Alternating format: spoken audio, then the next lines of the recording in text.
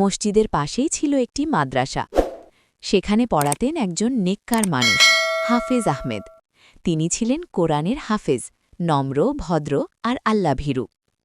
একই গ্রামে থাকত আয়েশা, একজন পর্দাশীল, দিনদার আলেমা মেয়ে। তার জীবন ছিল কোরআন, নামাজ আর পর্দায় ঘেরা। একদিন আয়েশা মাদ্রাসায় মেয়েদের পড়াতে এলো। সেখানেই প্রথম দেখা হাফেজ আহমেদের সাথে।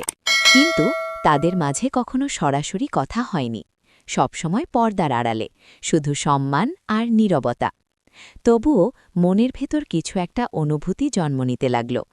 হাফেজ আহমেদ মনে মনে বলতেন, হে আল্লাহ, যদি সে আমার জন্য হালাল হয়। আর আয়েশা তাহাজ্জুদের রাতে কাঁদত, হে আল্লাহ, একজন নেককার জীবনসঙ্গী দাও।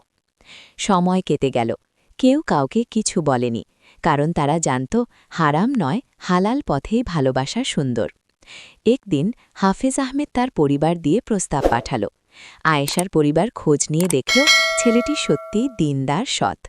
অবশেষে একটি সুন্দর নেকাহর মাধ্যমে তাদের ভালোবাসা পূর্ণতা পেল। বিয়ের পর আয়েশা মৃদু হেসে বলল, আমি অনেক আগে থেকেই আপনার জন্য দোয়া করতাম। হাফেজ আহমেদ মাথা নিচু করে বললেন, আমিও। সত্যিকারের ভালোবাসা কখনো হারাম হয় না, যদি তা আল্লাহর জন্য হয়। ভিডিও সিন আইডিয়া: গ্রাম প্লাস মসজিদের দৃশ্য, মাদ্রাসায় পড়ানো, আয়েশার পর্দাশীল জীবন, দূর থেকে দেখা, চোখের ভাষা, তাহাজ্জুদে দোয়া, বিয়ের দৃশ্য, সিম্পল নিকাহ, শেষ দৃশ্য, দুজনের শান্ত জীবন। Background music suggestion: soft Islamic নাশিদ, নো মিউজিক বা লাইট ইনস্ট্রুমেন্টাল। ভিডিও বানানোর app: CapCut, VN editor, Alight motion. চাইলে আমি এইটার জন্য থাম্বনেল লেখা বা এআই ভয়েস বানানোর উপায়ও বলে দিতে পারি।